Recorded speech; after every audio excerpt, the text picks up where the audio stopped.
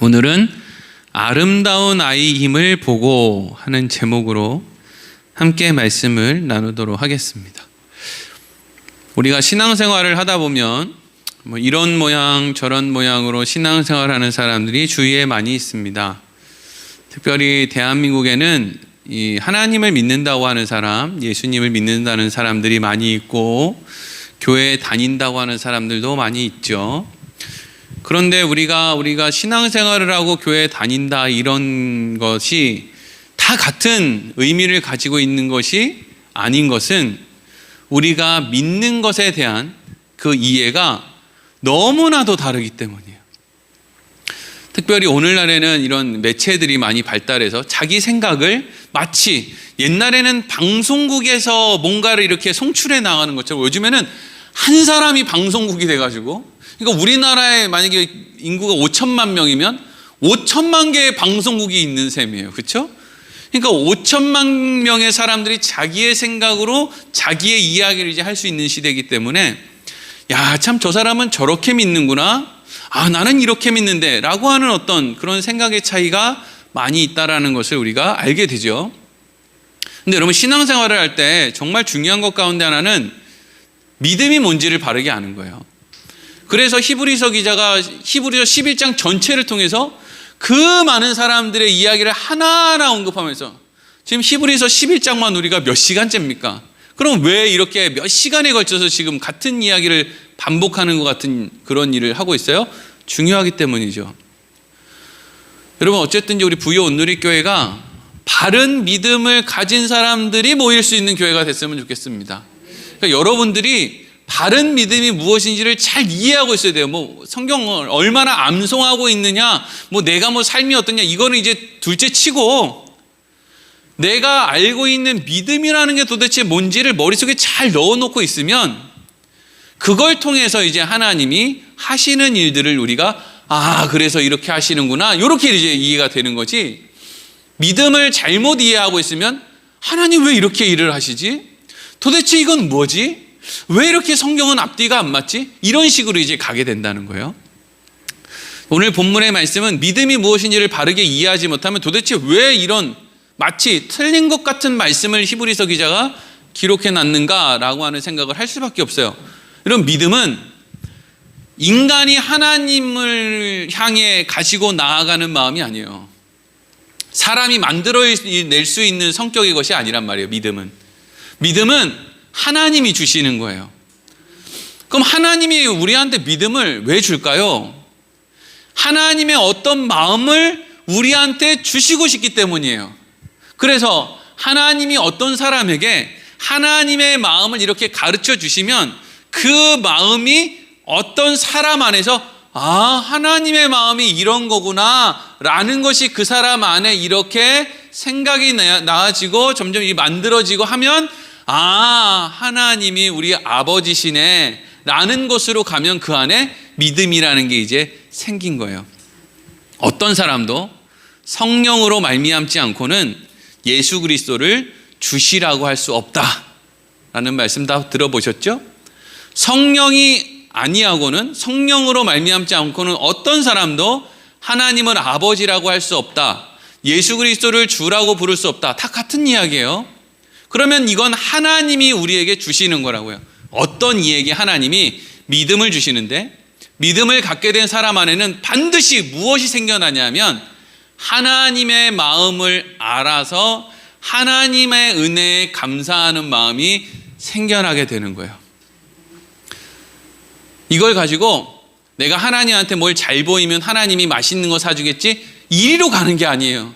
이건 시작은 될 수 있겠지만 이걸 믿음이라고 생각하면 안 돼요. 이건 믿음이 아니에요. 내가 믿음으로 뭘 어떻게 했더니 큰 교회 건물을 지었다, 이건 여러분 믿음이랑은 상관이 없는 거예요. 우리를 헷갈리게 만드는 것일 뿐이에요. 근데 더 많은 사람들이 이걸 믿음이라고 생각하는 사람들이 있어요. 그러니까 성경 말씀이 처음부터 끝까지 연결이 안 되고 해석이 안 되는 거예요. 내 욕심이 내 눈을, 바른 것을 봐야 되는 내 눈을 가리고 있기 때문이죠. 성경이 이야기하는 믿음의 핵심은 아버지의 마음을 알게 되는 거예요. 여러분들 안에 하나님의 마음이 이런 거구나, 하나님 나를 이렇게 사랑하시는구나. 그래서 하나님이 나한테 돈을 주시는 게 아니라 때로는 어려움을 주시기도 하는구나 라는 것이 여러분 안에 깨달아지고 여러분들이 그 부분에 대해서 고개를 끄덕인다. 그건 하나님이 여러분 안에 만들어낸 거예요. 어떤 사람은 그게 평생이 걸려요. 그래서 내 인생이 이렇게 와서 이렇게 됐구나. 그래서 하나님이 이런 일을 하셨구나. 어머나 감사해라. 내가 뭐라고 하나님은 고집불통인 내 안에 이런 마음을 만들어내실까. 그래서 그 하나님의 마음을 알게 된 사람, 그 믿음이 생겨난 사람은요, 이 세상에서 내 인생에 어떠한 일이 일어나도 그게 그렇게 중요하게 여겨지지 않아요. 왜? 하나님이 필요하시니까 주셨겠지. 힘이 없어서 못 막아 주셨겠나. 나를 위해서 주셨겠지. 요셉이 죽기 전에, 여러분 요셉이 죽기 전에 자녀손들한테 하고 싶은 얘기가 얼마나 많겠어요. 야, 나 옛날에 보디발 장군 집에서 그런 일이 있었는데 너희들 깨끗하게 살아라. 여자 문제 깨끗하게 해라. 옛날에 감옥에서 이렇게 했는데 너희들 모든 사람한테 선하게 대해라. 어떤 사람이 나한테 은인으로 올지도 모른다. 여러 가지 유언을 할 이야기가 많을 거예요. 사람의 인생의 기준으로 봤을 때. 근데 요셉이 지난 시간에 죽으면서 무슨 이야기 합니까? 어느 때가 되면 하나님이 우리 백성을 어디론가 옮겨 가실 거야. 근데 그때가 되면 너희들만 가지 말고 내 뼈라도, 그때 내가 너희를 따라가야 되는데 그때 나는 죽어서 못 따라가니까 어쨌든 내 뼈라도 너희들이 그것으로 가지고 가야 된다. 그것을 통해서 요셉이 하고 싶은 이야기가 뭐예요? 지금 우리가 살고 있는 이 애굽 땅의 고센이라고 하는 것, 여러분 애굽 땅의 고센이라고 하는 것은 다른 표현으로 하면 이 땅의 유토피아, 천국과 같은 곳을 이야기하는 것이 애굽 땅 안에 있는 고센이에요. 여러분 뭐 유토피아 천국이 뭐예요? 먹고 살고 걱정하고 맨날 배 두드리고 그냥 편안하게 자고 막 띵가띵가, 이게 여러분 우리가 생각하는 유토피아 아닙니까? 그거 할 수 있는 데가 고센이었단 말이에요. 근데 어느 때가 되면 하나님이 그렇게 좋은 가나안 땅보다 고센이 훨씬 좋은 땅이에요. 원래 그냥 세상의 눈으로 보면. 근데 하나님이 고센 땅에서 편안하게 사는 너희를 데려다가 가나안 땅으로 데려갈 때가 있을 거야. 그때 내 뼈를 너희들은 꼭 챙겨가야 된다. 그러니까 요셉은 지금 이 요셉의 믿음이라는 건 결국에는 뭘 의미하는 거냐면요, 장소가 천국이 아니라 아버지가 계신 곳, 아버지의 마음이 있는 곳, 그것이 천국이다라고 하는 마음이 요셉의 믿음인 거죠. 요셉이 그걸 안 거예요, 평생 동안에. 제가 며칠 전에 TV를 보니까 어떤 꼬마 아이가 피아노를 기가 막히게 치는 거예요. 근데 뭔가 좀 애가 꾀재재해요. 꾀재재. 나 어렸을 때 거울을 보던 나를 보는 것처럼, 왜 옛날 어린애들은 좀 그렇게 꾀재재 하잖아요. 얼굴도 좀 이상하게 또 까맣고 얼룩덜룩하고 옷도 좀 남나고 꾀재재해요.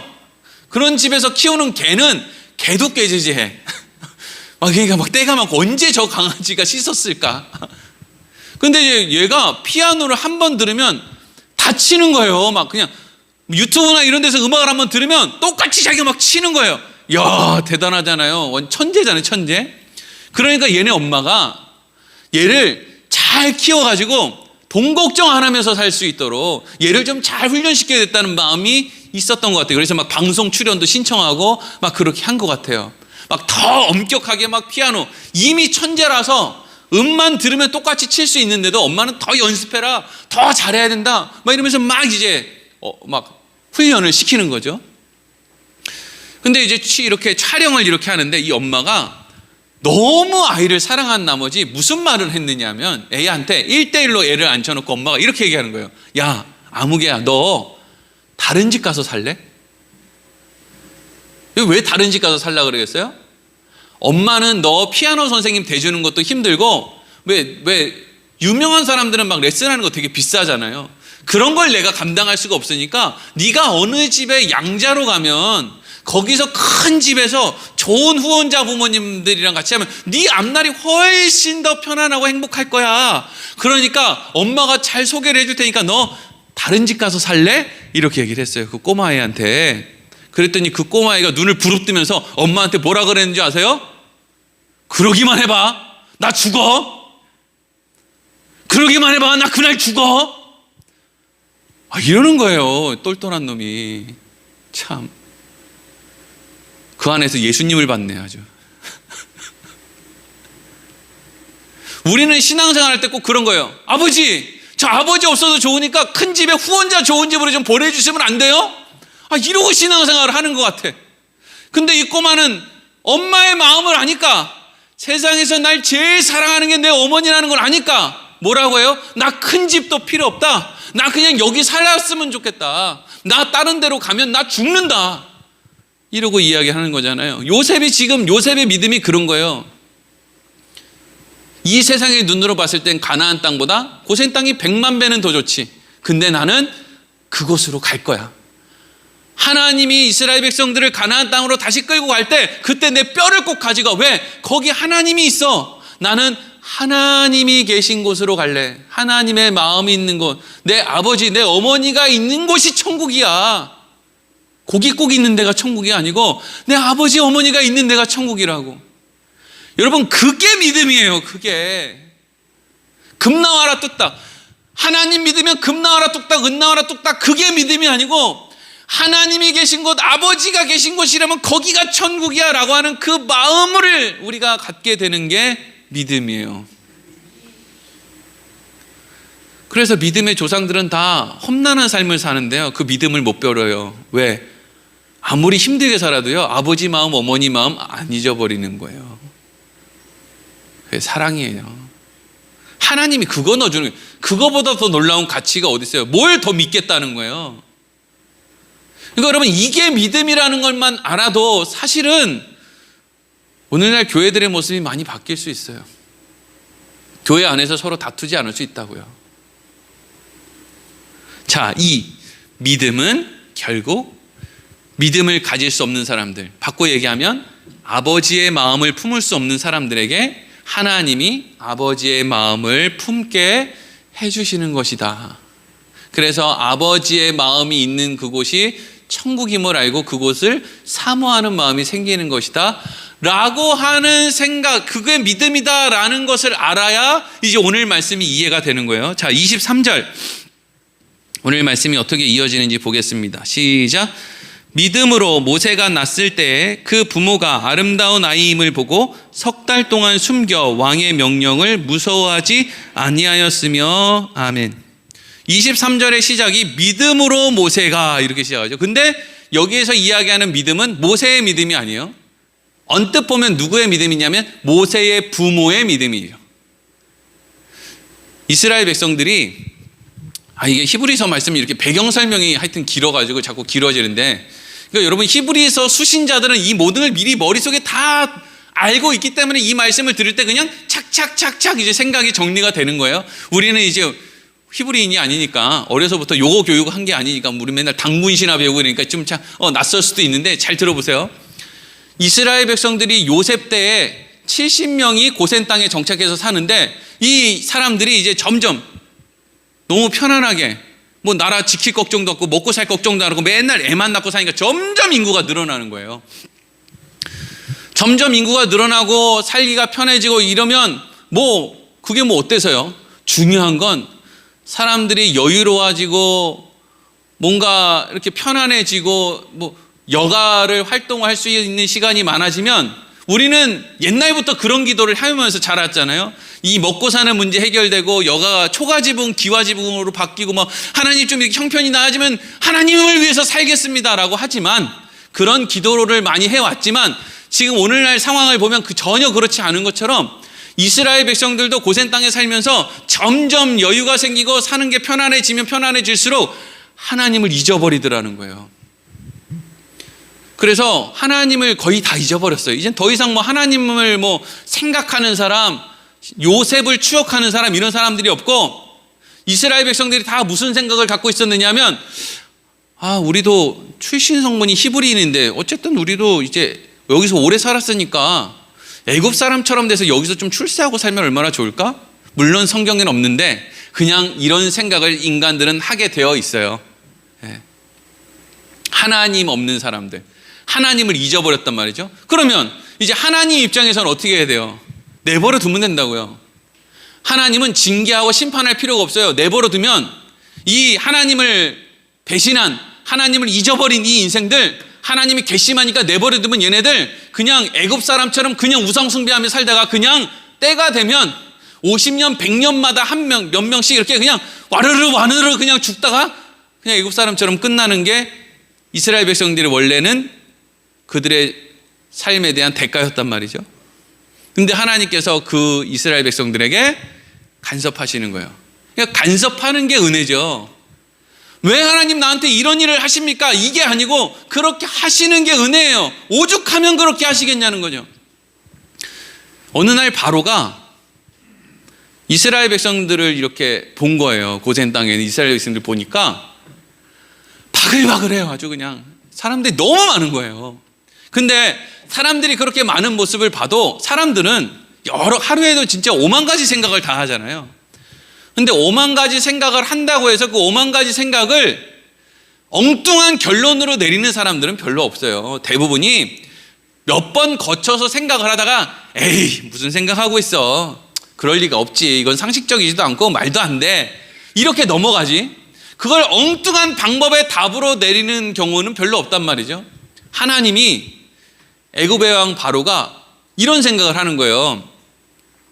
저 이스라엘 백성들이 저렇게 숫자가 많은데 저 사람들이 적이랑 같이 손을 잡고 이 나라에서 반란을 일으키면 저 사람들이 우리에게 등에 칼을 꽂을 수도 있겠네. 이런 생각을 이제 바로가 했단 말이죠. 그러면 이제 상식적인 사람이라면 아니 이스라엘 백성들이 군사훈련을 받은 것도 아니고 무기가 있는 것도 아니고 지금 이 나라 이 땅에서 세금 한 푼 안 내고 저렇게 편안하게 사는데 도대체 왜 이 나라에 반란을 일으켜 뭘 얻어먹겠다고. 에이 그건 아니야. 이리로 생각이 돼서 그냥 묻어버려야 되는데 이 바로가 이 생각을 어디로 끌고 왔냐면 그래 그러니까 저 인간들을 죽여야 되겠다. 인구를 좀 줄여야 되겠다. 그래서 2살 아래의 남자아이들은 죽이고 여자아이들은 태어나면 노예로 팔아먹어야 되니까 앞으로 힘든 일을 막 시키면서 기운을 쪽 빼놓고 2살 아래의 사나이 아이는 죽이고 이렇게 해야 되겠다 라고 하는 엉뚱한 결론을 내게 됐어요. 사람은 하나님이 내버려 두면요 꼭 그렇게 엉뚱한 결론을 내리게 돼 있어요. 하나님, 이 세상에 존재하는 모든 선한 것은 다 하나님으로부터 나와요. 하나님의 은혜로 하나님의 선함이 어떤 사람들의 생각에 영향을 주지 않으면 그 사람들은 항상 망하는 생각으로 갈 수밖에 없어요. 그래서 하나님이 이 세상의 역사를 주관해 가시는 거예요. 하나님이 바로의 마음에 너 이스라엘 백성들 죽여라 이런 마음을 주신 게 아니라 하나님이 그 마음을 막아주실 수 있는 마음을 은혜로 넣어주시는데 그렇게 하지를 않았다는 거예요. 왜? 이스라엘 백성들 정신 차려야 되니까요. 이게 하나님이 우리 인생에 어려움을 주시는 이유예요. 하나님이 어려움을 만들어놨다 주는 게 아니라 하나님의 은혜가 없으면 그냥 어려움으로 가는 거예요. 그래서 바로의 명령에 따라서 이스라엘 백성들 2살 아래 아이들을 다 나일강에 던져서 죽여라 이런 이제 명령이 난 거예요.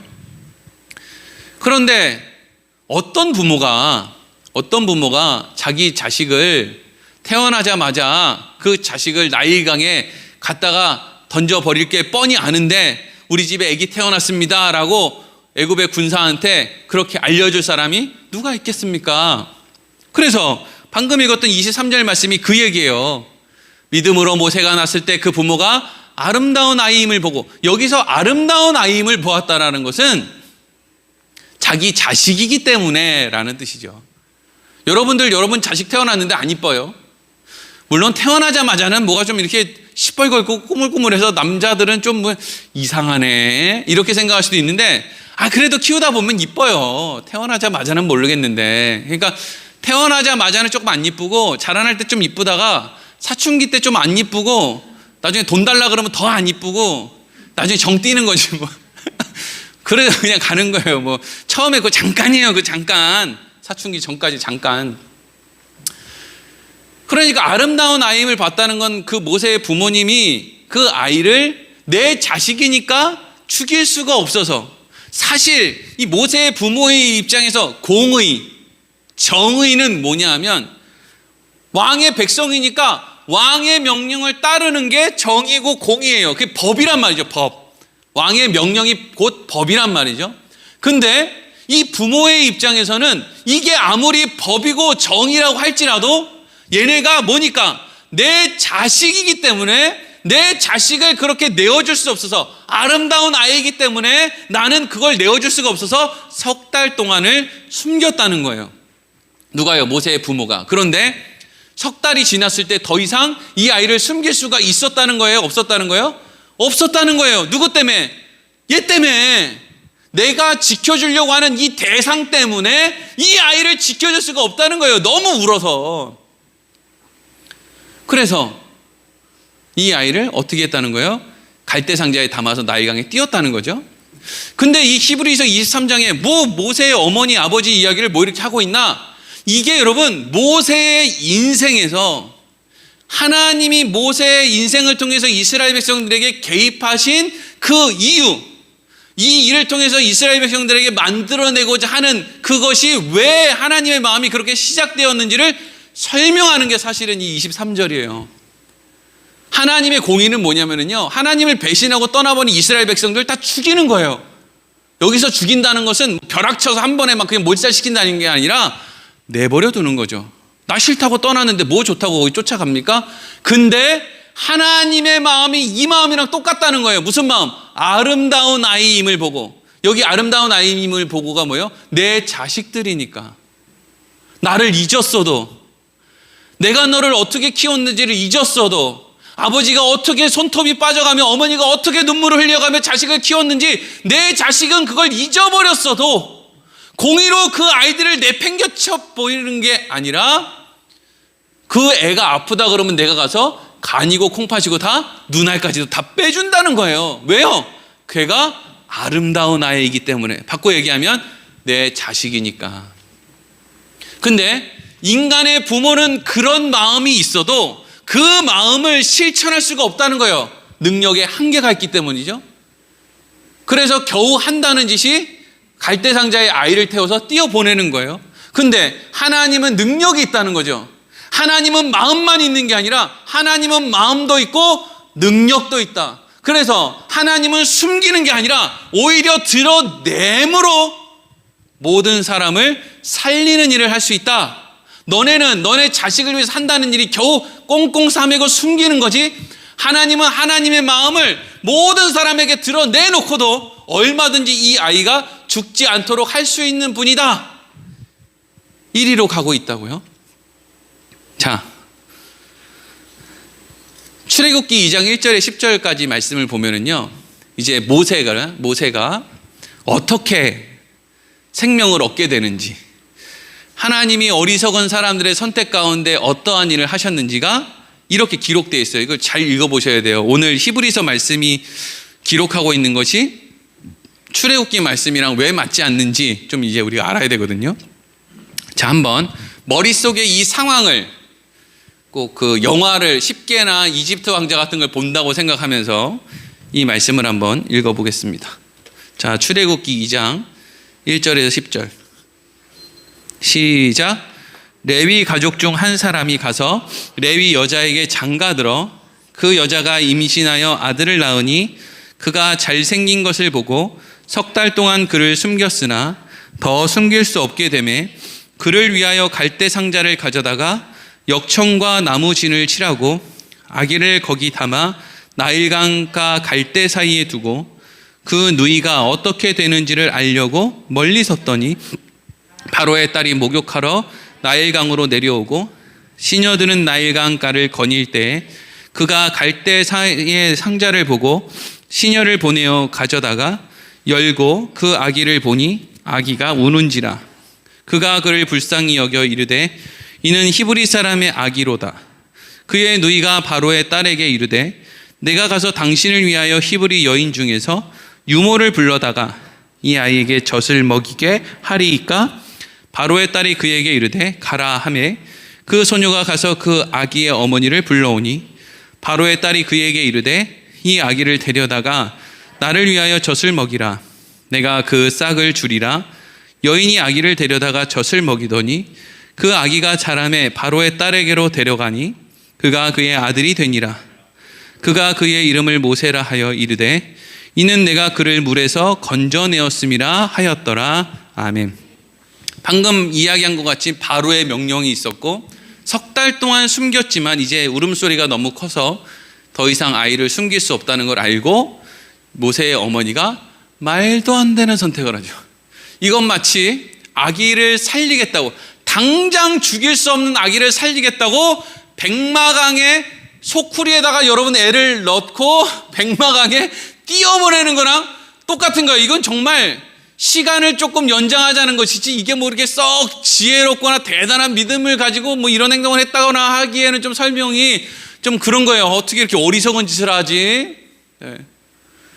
이게 믿음이라고 생각되어지면 여러분들 큰일이에요. 이건 믿음이 아니에요. 이런 식으로 믿음을 생각해서 자기 자식 병원에도 안 보내고 막 그냥 막 그런 식으로 자기 생각에 믿음을 가지고, 이건 그냥 이 어머니의 생각이었단 말이죠.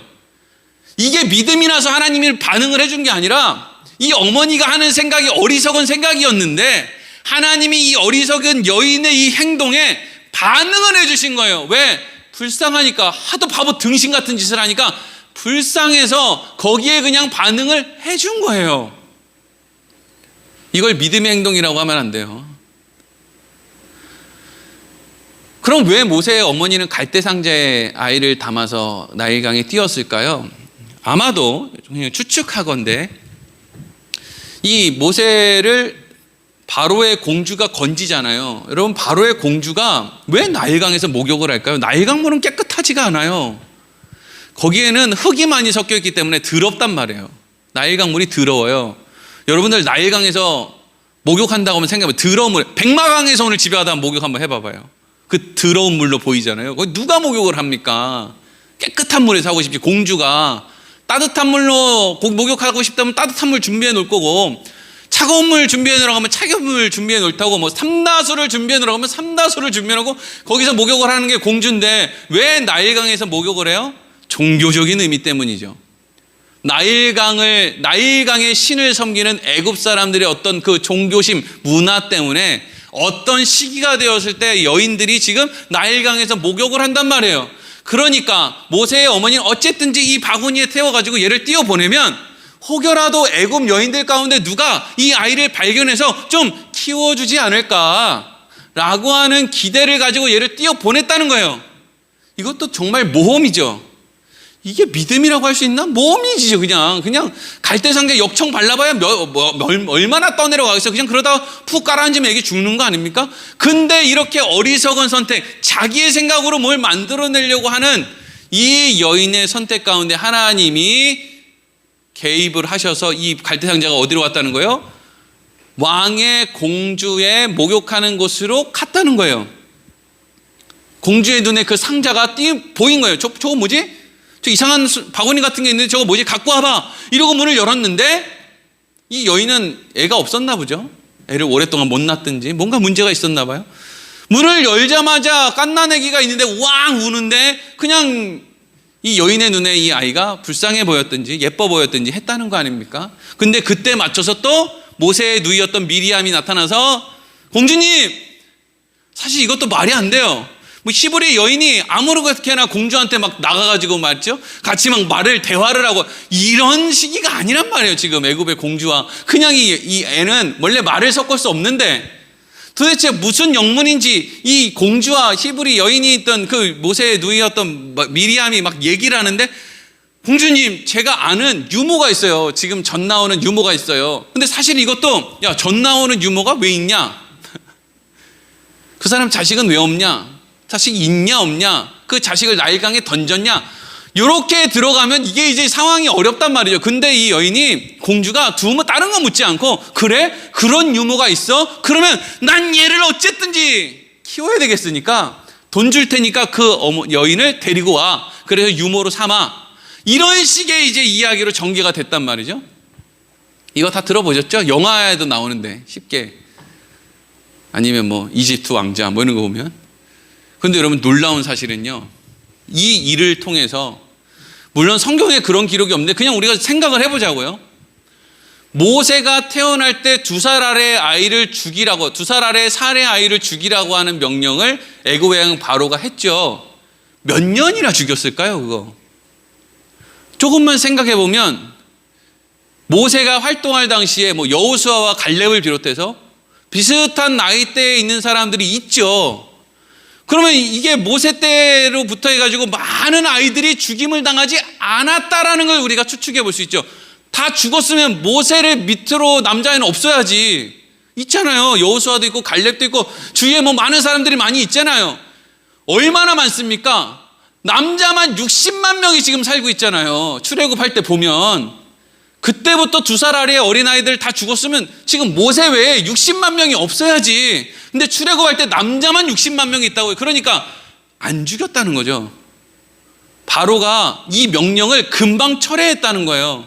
그럼 이 명령을 바로가 왜 철회했을까? 우리는 모르겠어요. 역사적인 어떤 기록이나 이런 게 없으니까 모르겠는데 그냥 우리가 하나님이 하시는 일을 생각해 보면 바로의 공주가 이 나일강의 신을 위해서 종교적인 행위를 하기 위해서 나일강에서 목욕을 하는데 나일강에서 아이가 떠내려오니까 이걸 종교적인 해석을 하면 나일강의 아이를 집어던지면 안 되겠다 라고 하는 생각으로 전개되었을 것이라고 추측해 볼 수 있는 거죠. 왜?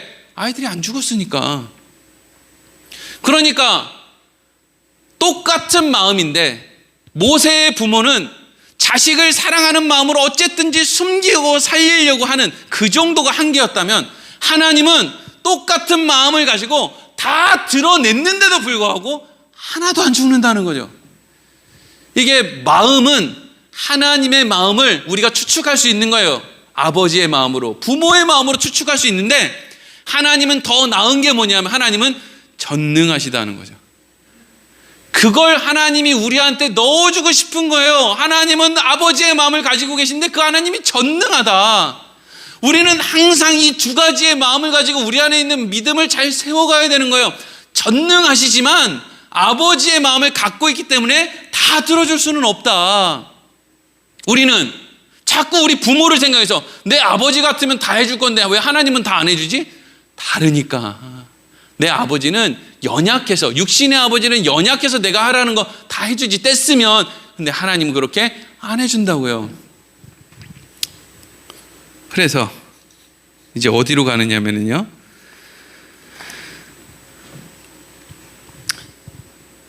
히브리서 말씀으로 다시 가는 거예요. 24절부터 26절까지의 말씀을 보면은요, 이제 성경을 조금 본 사람들은, 이제 요 출애굽기 말씀을 읽어본 사람들은 모세가 진짜 저랬나? 모세를 너무 미화시킨 거 아닌가라는 식으로 보일 수가 있어요. 24절에서 26절 같이 읽어보겠습니다. 시작. 믿음으로 모세는 장성하여 바로의 공주의 아들이라 칭함받기를 거절하고 도리어 하나님의 백성과 함께 고난받기를 잠시 죄악의 낙을 누리는 것보다 더 좋아하고 그리스도를 위하여 받는 수모를 애굽의 모든 보화보다 더 큰 재물로 여겼으니 이는 상 주심을 바라봄이라. 아멘. 여러분이 24절에서 26절은 방금 이야기한 것처럼 모세를 아주 미화하고 있는 것처럼 보여요. 24절 띄워놓으세요. 믿음으로 모세는 장성하여 바로의 공주의 아들이라 칭함받기를 거절했다. 여러분, 모세가 거절해서 애굽에서 뭐 당당하게 나간 거예요? 아니면 살려고 도망친 거예요? 그럼 모세는 도망친 거예요. 떳떳하지 않아요. 우리는 그냥 영화 같은 거 보면은요, 이제 영화를 보는 대상이 대부분 그리스도인이란 말이죠. 그러니까 10개 같은 영화를 보면, 아니면 이집트 왕자 같은 영화를 보면 모세를 막 전차도 잘 타고 말도 잘하고 무슨 뭐 싸움도 잘하고 마음도 따뜻하고 무슨 대단한 어디 그냥 헐리우드의 영웅을 만들어 놨어요. 모세를. 그렇게 해야 그거를 보는, 영화를 보는 사람들의 마음에 그게 좋은 거예요. 모세가 그냥 맨날 찌질해가지고 막 술이나 먹고 다니고, 나는 히브리인인데 애굽의 왕궁에서 내가 할 일이 없어 이러면서 그냥 알코올 중독돼가지고 막 돌아다녔다. 이러면 재미없잖아요. 물론 뭐 그랬다는 증거도 없지만. 그럼 재미가 없으니까 막 모세가 막 사건도 해결하고 막 그래서 왕궁에서 인정도 받고 막 이런 식으로 막 그려놓은 거예요. 근데 정말 그랬을까를 생각해 보면 애굽의 공주가 모세를 강에서 건질 때 애굽의 공주가 뭐라 그래요? 히브리 애기네, 히브리인 아기네.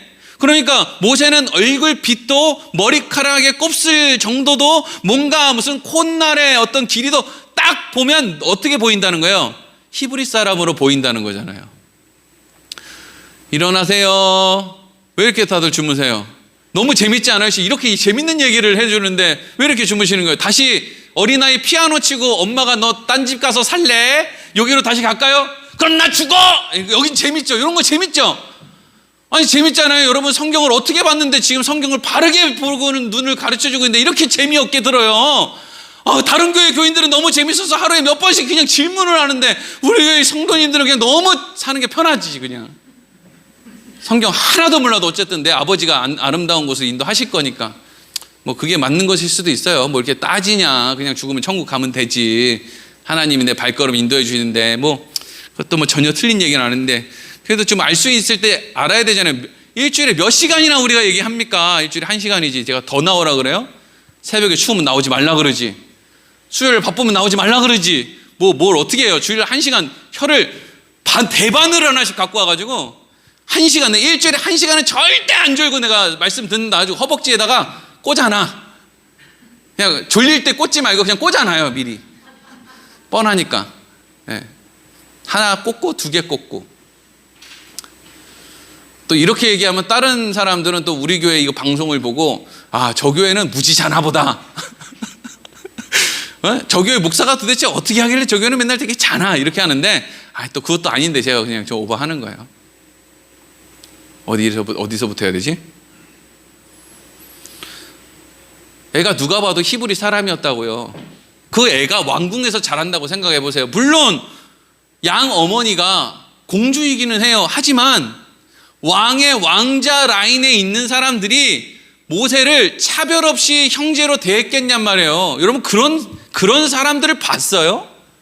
얼굴빛이 다른데 누가 봐도 노예살이하는 걔네랑 같은 민족인데 왕궁에 들어와서 왕자랍시고 있는데 그 밑에서 수하를 드는 애굽인 출신의 그 부하들이 모세를 향해서 뒤에서 수근수근 안 하겠느냐 말이에요. 안 살아봤어요? 그럼 모세가 이 왕궁에서 자기에게 소망이 있다 없다 이거를 왜 모르겠냐고요. 소망 없다 아니에요. 자꾸 소망이 있었던 것처럼 마치 무슨 모세가 막 대단한 선택으로 애굽의 왕궁을 자기 소유로 넣을 수 있었는데 마치 거룩한 하나님의 뜻을 따라서 자기 혼자의 힘으로 마치 광야로 당당히 나간 것처럼 그렇게 기록하고 있잖아요. 근데 그게 사실이 아니란 말이죠. 그럼 왜 히브리서 기자는 24절부터 26절까지 이렇게 모세를 미화하듯이 그렇게 이야기를 해놨느냐? 중요한 것은 이 당시에 히브리인들이 모세에 대해서 아주 그냥 우리나라 사람들이 세종대왕이나 이순신 장군이나 자기가 좋아하는 누군가에 대해서 어떤 이야기를 하면 오늘날 정치에서 누가 무슨 대통령 후보 2사람 중에 아무개가 있고 아무개가 있는데 이 사람에 대해서 무슨 얘기 안 좋은 이야기를 하면 들어보지도 않고 그냥 너 왜 그런 얘기를 해 이렇게 안 받아들이잖아요. 모세에 대해서 이빠른 얘기를 못 하는 거예요. 해봐야 안 들어주게 뻔하니까. 그래서 이스라엘 히브리인들이 생각하는 그런 모세에 대해서 아름답게 표현을 해주는 거예요. 그래야 들을 거니까. 근데 그럼에도 불구하고 이게 왜 크게 상관이 없느냐 하면 어쨌든 그 사람들이 모세에 대해서 하는 이야기를 내가 들었을 때 뭐만 남느냐?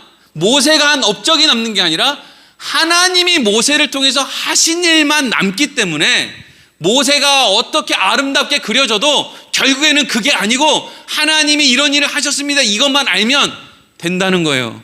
그래서 히브리서 기자가 지금 모세를 이렇게 미화하고 있는데 사실은 모세는 미화할 만한 거리가 별로 없는 사람이라는 것이죠. 모세가 애굽 사람 하나를 죽여요. 40이 됐을 때. 애굽 사람을 죽였다라는 것은 모세가 이제 자기 정체성, 자기의 소망을 결정했다는 거예요. 애굽 사람이 히브리 사람을 막 때리고 있어요. 막 그냥 학대하고 있는 거예요. 일하라고. 그랬더니 모세가 가가지고 애굽 사람을 죽이고 그 사람을 구해요. 지금 모세의 중심에는 하나님 없어요. 모세가 자랄 때 언제 하나님께 기도했습니까? 무슨 뭐 하나님을 찬양했습니까? 우리는 그냥 막연하게 그냥 우리 식대로 모세의 어머니가 모세의 유모로 있었으니까 모세의 어머니가 모세를 믿음으로 키웠겠지라고 그냥 추측하는데, 그럼 모세의 어머니는 뭘 그렇게 대단한 믿음을 가졌어요? 지금 이때 왜 나일강에 애들이 빠져 죽는데요? 이스라엘 백성들이 하나님을 다 까먹고 사니까 하나님이 살리려고 지금 그런 일을 하도록 만든 거란 말이죠. 무슨 모세의 어머니는 무슨 믿음이 있어요? 믿음 없어요. 그 아줌마도. 모세도 믿음이 없고요. 근데 모세는 왕궁에서 살다 보니까 내가 왕궁에서는 성공 못하겠다는 결론이 난 거예요. 그러니 이제 방법이 뭐가 있어요? 나 히브리인이니까 저 많은 히브리인들을 나의 힘으로, 나의 도구로 삼아서 이 나라에서 내가 꿈을 한번 이루어봐야 되겠다라는 생각으로 갔단 말이죠. 이게 누가 봐도 상식적인 방향이에요. 그런데 그래서 애굽 사람을 물리치고 히브리 사람을 살려주었는데, 그 다음날 히브리인들끼리 싸움을 하는 걸 가서 너희들 왜 히브리인들끼리 싸우느냐 했더니 이 히브리인들이 모세한테 뭐라 그래요? 우리가 언제 너를 재판장으로 세웠냐? 이 개구리 새끼야, 이 박쥐야, 네가 뭔데 우리한테 이래라 저래라야? 왕궁에서나 사는, 우리는 노예로 사는데 너 혼자 왕궁에서 땡땡거리고 사는데 이 박쥐야. 그러니까 모세가 이제 안 거죠. 아, 히브리인들이 나한테 소망이 될 수 없구나. 애굽인들도 나한테 소망이 될 수 없는데. 만약에 여러분 모세가 애굽에서 어떤 힘과 영향력을 가지고 있는 자리에 있었으면 애굽 사람 하나 죽인다고 도망갈 필요 없어요. 애굽의 왕이, 애굽의 왕자가 얼마나 대단한 자리인데 뭐 애굽 사람 하나 죽인다고 도망을 가요? 이 당시에 광야로 도망친다는 건 광야로 가서 죽을 수 있다, 죽을 확률이 대단히 높다라는 걸 의미하는 거예요. 근데 애굽의 왕자가 애굽 사람 하나 죽였다고 지금 도망간다고요? 그건 모세가 왕궁에서도 영향력이 별로 없고, 그렇다고 해서 이스라엘 백성들이 모세와 함께 어떤 일을 도모할 정도의 마음도 없었다는 걸 의미하는 거죠. 그러니까 모세는 지금 40년 만에 쪽박 찬 거예요. 그리고 광야로 지발로 도망간 거죠. 살려고. 자, 그래서 이어지는 말씀 보겠습니다. 다시 한번 25절 26절. 그렇게 광야로 이제 도망을 갔어요. 그리고 나서 모세에 대한 평가가 또 이렇게 되죠. 25절 26절 다시 읽겠습니다. 시작. 도리어 하나님의 백성과 함께 고난받기를 잠시 죄악의 낙을 누리는 것보다 더 좋아하고 그리스도를 위하여 받는 수모를 애굽의 모든 보화보다 더 큰 재물로 여겼으니 이는 상 주심을 바라봄이라. 아멘. 25절 말씀을 보면 도리어 하나님의 백성과 함께 고난받기를 잠시 죄악의 낙을 누리는 것보다 더 좋아하고. 언제 그래요? 언제 그랬어요? 하나님이 모세한테 야, 거룩한 땅에서 신을 벗어라. 신 벗었어요. 겁나니까. 자, 너는 이제 내 백성 이스라엘을 구원해낼 자로서 너는 이제 애굽으로 가야 된다. 그랬을 때 모세가 저는 하나님 말씀에 순종해 내 민족을 구하기 위해 가겠습니다. 이런다고요? 그렇게 안 했단 말이죠. 뭐라고 했어요? 안 가요. 못 가요. 싫어요. 안 할래요. 그 사람들이랑 나랑 뭔 상관이 있어? 아, 나 안 할 거예요. 이러고 그냥 버텨요.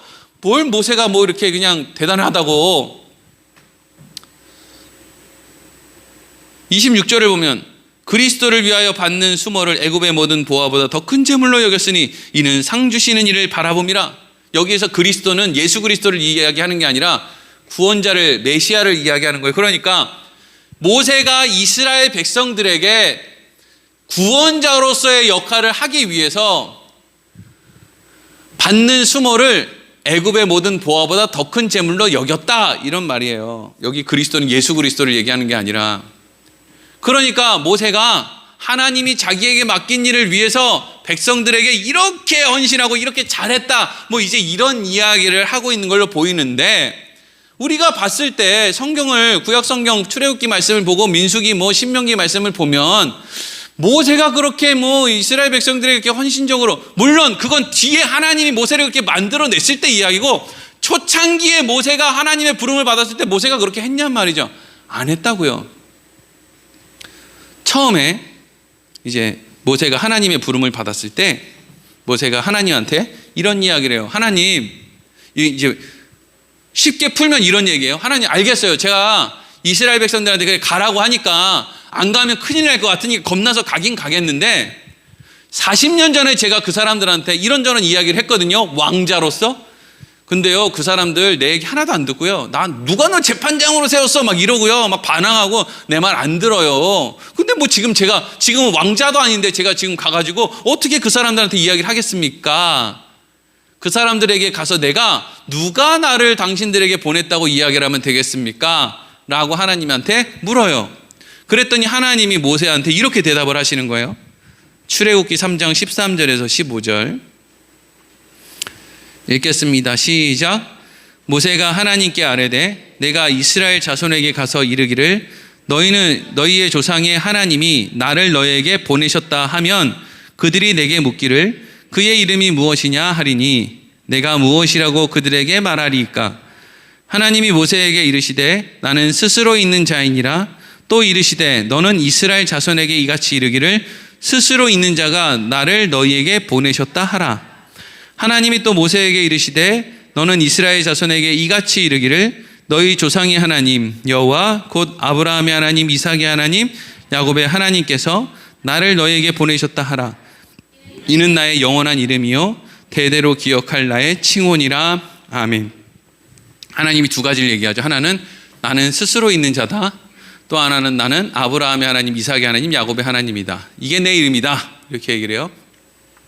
하나님이 스스로 있는 하나님이다 라는 뜻은 이 세상의 유일한 존재, 시간과 공간의 구애를 받지 않는 존재, 모든 인간, 모든 창조물은 다 누군가가 만들어내야 거기 있는 거예요. 그런데 하나님은 우리의 개념 밖에 있는 거죠. 누가 만들지 않았는데 애초에 시간이라는 개념이 없는 그때부터 존재하고 계셨다. 이건 뭐 언제부터 존재했느냐 그 시작이 없는 거예요. 그냥 애초부터 존재해 계셨어요. 그게 신이죠. 그게 신이에요. 그리스 로마 신화에 나오는 뭐 번개 만들어내고 이런 게 신이 아니라 애초부터 그냥 존재하고 계셨던 그분, 시간이 시작되는 그 태초에라고 하는 그 시점 이전부터 존재하고 계셨던 그분. 그런데 그분은 이 세상의 모든 곳에 계셔왔고 시간이 시작됨으로부터 시작돼서 이 세상에 만들어진 모든 공간 안에 하나님이 계시는 거지요. 그래서 하나님은 모든 공간에서 모든 걸 다 알고 계시죠. 다만 내버려 두시는 때가 있고 개입하는 때가 있죠. 내버려 두는 사람이 있고 간섭하는 사람이 있을 뿐이에요. 하나님은 스스로 있는 자다. 하나님이 스스로 있는 자다라고 하는 의미는 하나님은 모든 시간과 공간 가운데 하나님은 없는 곳이 없다. 스스로 있는 자다. 그런데 그 하나님이 이스라엘 백성들에게 개입하신다. 다른 사람은 내버려 두는데 방임하는데 이스라엘 백성들에겐 개입하신다 이거예요. 그 하나님이. 그래서 그 개입하신다는 게 뭐예요? 아브라함의 하나님, 이삭의 하나님, 야곱의 하나님이에요. 다른 사람들은 개입하지 않는데 하나님이 간섭하신다고요. 그 사람들의 인생에 간섭하신다고요. 그 하나님이 나를 보내셨다 하라 이거예요. 언제부터 모세가 하나님의 마음을 알게 됐는지 정확하게 알 수는 없어요. 그런데 모세가 하나님이 하시는 일을 함께 경험하면 할수록 하나님, 스스로 있는 하나님, 모든 공간에 시간에 계신 분, 우리의 인생에 간섭하시는 그분이 80년 전에 나도 나일강에서 살리신 것이구나. 내가 40년 동안 왕궁에서 살 때 내가 잘해서 살아남을 수 있었던 게 아니라 그때 하나님이 날 지키셨구나. 내가 뭘 잘한 거 아닌데. 내가 지난 40년 동안 광야에서 이드로의 집에서 살면서 내가 여기서 십보라랑 결혼해서 이만저만 광야에서 사는데도 그래도 내가 여기서 어쨌든지 잘 살 수 있었던 것은 하나님이 나와 함께 하셨기 때문이구나. 내가 하나님한테 뭐 잘한 일 없는데 제사 한 번 드린 적이 없는데 하나님이 내 인생에 이렇게 간섭해 주셨구나. 그래서 그 하나님이 날 이렇게 키우셔서 하나님의 백성들에게 날 보내셨구나. 10가지의 재앙과 홍해를 건너고 만나와 메추라기 뭐 이런 것들을 다 하나님이 다 우리에게 간섭하시는구나. 그 하나님이시구나. 그 가운데 모세가 뭘 아느냐? 하나님의 마음을 아는 거예요. 하나님의 마음은 나를, 자격 없는 나를, 우리를 살리시겠다 하는 것이 하나님의 마음이구나. 그게 여러분 지금 얘기하면 아버지의 마음이죠. 아버지의 마음. 그걸 모세가 알게 된다고. 그게 모세가 가지고 있었던 믿음이 그거예요. 그러니까 그 믿음은 하나님이 모세 안에 만들어낸 거예요. 그 엄청난 일들을 통해서. 그래서 그 하나님을 믿게 된 사람, 하나님의 마음을 갖게 된 모세가 하나님 앞에 이런 이야기를 해요. 모세가 십계명을 받으려고 시내산에 올라가서 하나님에게 이제 계명을 받고 있는데, 그냥 십계명 10가지만 가르쳐주고 하나님이 내려가라 그랬으면 40일까지 걸리지 않을 텐데, 하나님이 그 40일 동안 하여튼 그 천막 만들 때 그 천막 끝에 무슨 그런 매듭을 지을지까지를 다 설명을 해주는 거예요. 아주 그냥 너무 섬세하셔가지고 모세가 그냥 40일을 꽉 채워서 시내산에서 안 내려와요. 그러니까 시내산 밑에 있는 사람들은 아이고 40일 정도 되면 저기 물이 있는 것도 아니고 먹을 것도 없네, 벌써 죽었겠다 싶어가지고 40일이 모레 됐는지 채 되지도 않았는지 하여튼 그 언저리에 아론이 황금 송아지를 만들죠. 그리고 이 황금 송아지가 하나님이다. 그러니까 다른 신을 만든 게 아니에요. 하나님의 형상을 만든 거죠. 오늘날 많은 사람들이 하나님을 믿노라 하지만 하나님을 믿는 게 아니에요. 하나님의 이름을 내가 원하는 형상에 갖다 붙여서 그 황금 송아지를 믿고 있는 거죠. 아버지의 마음을 알 필요가 없어요. 성경을 알 필요가 없죠. 아버지의 마음을 모르니까 아버지에 대해서 알고 싶지도 않은 거예요. 그냥 방법만 알고 싶은 거예요. 어떻게 황금 송아지의 엉덩이를 문지르면 요술램프에서 지니가 나와서 내 소원을 들어줄까? 그거 말고는 관심이 없어요. 그러니까 전부 기독교 우상 숭배자들만 남아 있는 거죠. 그러니까 기독교가 망해야지. 이놈의 나라의 기독교 다 망할 거예요.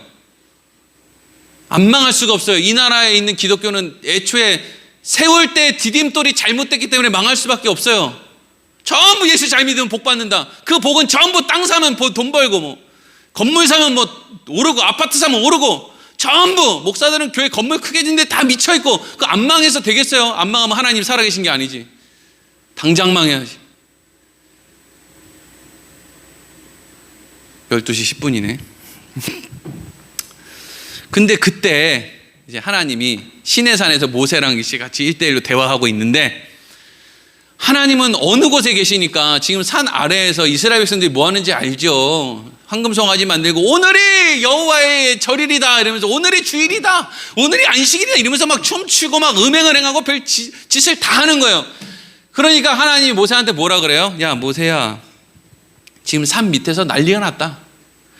저것들 내가 싹 다 죽이고, 이스라엘 백성이고 애굽 사람이고, 나 이제 인간들 진짜 짜증나서 안 되겠다, 전부 다 죽이고, 모세야 네가 이제 아담해라. 내가 모세 너부터 세상의 민족을 다시 새롭게 세우겠다. 그랬더니 여러분, 이게 사실은 하나님이 모세에게 주겠다고 하는 어떤 낙이에요. 이게 최고의 선물이죠. 너를 모든 인류의 믿음의 조상으로 만들겠다. 인류의 시작으로 만들겠다. 어차피 쟤네들 10가지 재앙 홍해바다 건널 때 맨날 불평이나 했지, 모세한테 이스라엘 백성들이 뭘 그렇게 잘했습니까? 이거 싹 없애고 하면 깔끔하고 좋죠. 근데 모세의 입장에서는 전부 없애고 그냥 깔끔하게 자기가 믿음의 조상으로 다시 세워지면 좋은데, 모세 안에 뭐가 생겼다고요? 믿음이 생겼잖아요. 이 믿음이 뭔데요? 아버지의 마음이 생겼잖아요. 그러니까 내 마음은 아버지 싹 다 없애고 저로부터 새로 시작하는 게 저는 좋아요, 이렇게 하고 싶은데, 아버지 마음이 그게 아니라는 걸 모세가 알지요. 그래서 모세가 뭐라고 하나님한테 얘기를 해요? 출애굽기 32장 10절에서 13절 읽겠습니다. 시작. 그런즉 내가 하는 대로 두라. 내가 그들에게 진노하여 그들을 진멸하고 너를 큰 나라가 되게 하리라. 모세가 그의 하나님 여호와께 구하여 이르되, 여호와여 어찌하여 그 큰 권능과 강한 손으로 애굽 땅에서 인도하여 내신 주의 백성에게 진노하시나이까? 어찌하여 애굽 사람들이 이르기를 여호와가 자기의 백성을 산에서 죽이고 지면에서 진멸하라는 악한 의도로 인도해 내었다고 말하게 하시려 하나이까? 주의 맹렬한 노를 그치시고 뜻을 돌이키사 주의 백성에게 이 화를 내리지 마옵소서. 주의 종 아브라함과 이삭과 이스라엘을 기억하소서. 주께서 그들을 위하여 주를 가리켜 맹세하여 이르기를 내가 너희의 자손을 하늘의 별처럼 많게 하고 내가 허락한 이 온 땅을 너희의 자손에게 주어 영원한 기업이 되게 하리라 하셨나이다. 아멘. 하나님이 모세 안에 어떤 것을 만들어냈는지를 이해하지 못하는 사람이 이 말씀을 보면 누가 하나님이야? 하나님은 죽이겠다 그러고, 모세는 오히려 하나님을 타이르면서 하나님 그러시면 안 되죠. 하나님이 이 민족 살리겠다고 광야로 데리고 나와서 광야에서 죽이려고 데리고 나왔다고 얘기 들으면 되시겠습니까? 하나님 진정하세요. 이렇게 보인단 말이에요. 근데 이건 지금 모세가 하나님보다 더 낫다는 이야기를 하는 게 아니라 하나님이 일부러 죽이겠다는 말을 하심으로 하나님이 모세 안에 만들어낸 믿음이 무엇인지를 지금 드러내고 있는 거예요. 하나님이 째째한 게 아니고요. 그리고 또 이후에는 또 모세가 뭐라 그래요? 출애굽기 32장 31절 32절 요 이후에 같은 바로 맥락에 이런 얘기도 해요. 같이 읽겠습니다. 시작. 모세가 여호와께로 다시 나아가 여짜오되 슬프도소이다. 이 백성이 자기들을 위하여 금신상을 만들어 싸우니 큰 죄를 범하였나이다. 그러나 이제 그들의 죄를 사하시옵소서. 그렇지 아니하시오면 원하건대 주께서 기록하신 책에서 내 이름을 지워버려 주옵소서. 아멘. 앞에 있던 말씀은 아직 이스라엘 백성들이 어떤 짓을 했는지 그 꼬라지를 보지 않았을 때, 그냥 그 시내산 위에서 하나님이 야 밑에서 지금 난리 났다, 저것들 내가 싹 쓸어버릴까, 눈으로 안 볼 때는 하나님 진정하시죠, 저 사람들 용서해 주시죠 인데, 막상 내려와서 황금 송아지 만들고 사람들 춤추고 막 빨개 벗고 난리치는 걸 보니까 모세가 얼마나 열이 받았으면 하나님이 직접 써주신 이 십계명 돌판 2개를 집어 던져 다 부셔버렸어요. 그리고 나서 모세가 하나님한테 이렇게 얘기했다고요. 하나님, 저것들이 전부 다 쳐 죽일 놈들이고 다 망해야 되고 다 죽어야 될 게 맞습니다. 내가 보니까 지금 이 꼴이 말이 아닙니다. 그런데 모세가 지금 뭐라고 해요? 그런데 하나님, 저 사람들 죽일 때 나도 같이 죽여주세요. 이게 뭐예요? 아버지 마음을 아는 거예요. 아버지 마음을. 그렇게 할 수 없다는 걸 아는 거예요. 아버지가 막 화가 나는데, 아버지가 그냥 막내 동생을 막 혼내는데 큰형이 나와서 아버지, 이 막내가 진짜 나쁜 놈이에요. 진짜 얘는 두드려 맞아 죽어도 상관없어요. 그런데 아버지, 그래도 막내 동생이 잘못 가르친 우리의 책임도 있으니까 아버지 나도 같이 죽여주세요. 그러면 그 안에 자식이, 그 큰 형이 뭘 지금 알고 있는 거예요? 내 아버지는 우리를 죽이려고 혼내는 게 아니라는 걸 알고 있는 거예요. 내가 잘못 가르친 책임이 있습니다. 이 말이 왜 아버지의 마음을 녹이는 거예요? 야, 그래도 형제 간에 저런 마음이 있네. 내가 부모라는 걸 아네. 저런 말이 나한테 통한다는 걸 아네. 그게 뭐예요? 아버지가 어떤 분인지를 아는 거예요. 그래서 그런 말 하는 거잖아요. 하나님의 자녀들에게 만들어내고 싶은 믿음은요, 절대로 하나님을 믿고 뭔가를 타내려고 하는 마음이 아니에요. 뭘 내가 예쁜 짓을 하면 하나님은 뭘 주시겠지? 이게 여러분 통틀으면 이게 뭐냐면 율법이에요. 내가 뭘 잘하면, 교회 나와서 주일 예배 잘 드리면, 전도하면, 헌금 잘하면, 그래서 내가 뭐 세상에서 뭐 어떻게 복음을 전하고 영광 돌리면 하나님이 나한테 복 주시겠지? 이걸 두 자로 줄이면 율법이라고요. 근데 율법은요, 뭘 드러내요? 우리가 하나님 보시기에 좋은 짓을 못한다는 걸 드러내요. 그게 율법이에요. 여러분들 뭘 그렇게 잘하고 살았습니까? 일주일 동안. 근데 왜 매주 교회 오면 지난 한 주 동안 잘못한 걸 맨날 그렇게 회개를 해요? 한 주도 안 한 적이 없잖아요.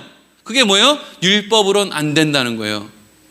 아버지의 재산을 가지고 집을 나간 탕자가 어느 날 중요한 생각을 하나 하죠. 뭐요?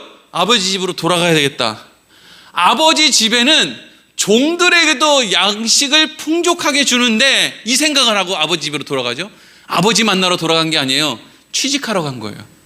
그러면 지금 이 둘째 아들은, 이 탕자는 무슨 생각으로 아버지의 집에 돌아가느냐 하면 주인과 종의 관계, 즉 율법의 관계를 가지고 나는 잘 좀 지내보겠습니다 라고 하는 생각으로 아버지의 집으로 가는 거예요.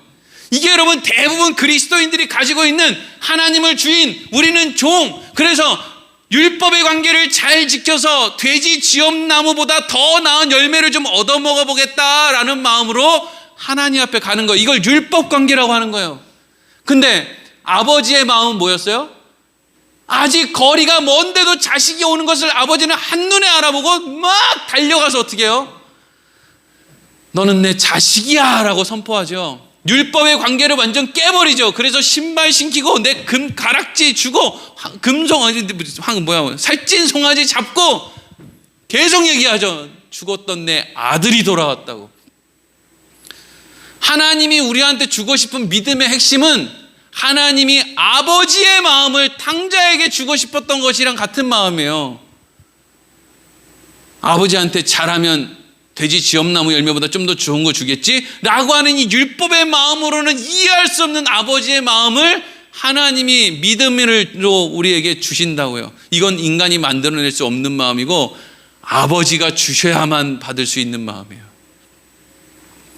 큰형이 둘째 아들을 아들로 대하는 아버지한테 투덜대죠. 아버지, 나는 아버지 집에서 그렇게 아버지를 잘 섬겼는데, 율법을 그렇게 잘 지켰는데, 아버지, 나한테는 좋은 것 하나 준 것 없지 않습니까? 그랬더니 아버지가 뭐라 그래요? 너 나랑 함께 있었던 게 그게 중요한 거야. 함께 있었던 게, 아버지와 함께 하는 게 중요한 거야. 내 것이 다 네 것이 아니냐. 함께 있었던 게 중요한 거지. 생각이 잘못됐어, 생각이. 큰형은 아버지한테 아버지의 명령을 잘 지키고 잘하면 아버지가 좋은 걸 주셔야 되는 거 아닙니까? 이런 불만을 갖고 있어요. 근데 아버지는 뭐라 그래요? 함께 있는 게 축복이고 아버지와 함께 하는 게 그게 자식의 기쁨이지. 히브리서 수신자들에게 히브리서 기자가 얘기하는 거예요. 너희들 가진 게 지금 믿음밖에 없다고? 믿음은 하나님이 다 주셨기 때문에 생긴 거야. 믿음은 하나님이 다 주신 거야. 히브리서 수신자들의 불만은 이거예요. 내 안에 믿음이 생겼는데 왜 믿음에 걸맞는 세상의 복이 안 따라옵니까? 이거죠. 왜 믿음에 걸맞는 내 인생의 결단을, 내 각오 이런 것들은 현실로 드러나지 않느냐. 이게 히브리서 수신자들의 불만이에요. 근데 히브리서 기자가 뭐라 그래요? 아니, 하나님이 만들어내려는 것은 그게 아니라 하나님이 만들어내려는 것은 너희 안에 있는 하나님의 마음이야. 그거 만들어내려고 이렇게 한 거야. 그 마음 가지고 본향에 가는 거야. 그래서 여러분, 성경의 기록은요, 그러한 마음을 갖게 된 사람들이 어떻게 세상 것과 그 마음을 바꾸지 않느냐, 이거에 대한 기록이 창세기부터 요한계시록까지 써 있는 거예요. 그 마음을 어떻게 지키느냐. 그래서 심지어는 어떻게 해요? 나 죽어도 이 마음은 못 버려. 이건 예수 믿으면 순교하고 죽어야 된다는 이야기가 아니라 우리가 가진 믿음이라는 것이 그렇게 소중한 거다. 인간은 만들어낼 수 없는 놀라운 축복이다. 이걸 성경이 우리한테 이야기해 주는 거죠. 목숨보다 더 소중하다, 이거죠. 여러분, 우리 안에 하나님이 우리를 아름다운 아이로 보고 계신다는 마음, 하나님이 우리를 택하셨고 자녀 삼아 주셨다. 그래서 하나님께서는 우리를 온전한 길로 인도하실 것이고 아버지의 마음을 가진 자들이 모여 사는 본향, 아버지의 집으로 부르실 것이다. 이 마음을 가지고 나 혼자 사는 인생이 아니라 하나님 어떤 곳에서도 나와 함께 하신다는 그 마음으로 담대하게 우리 인생 살아가길 소망합니다. 기도하겠습니다. 하나님,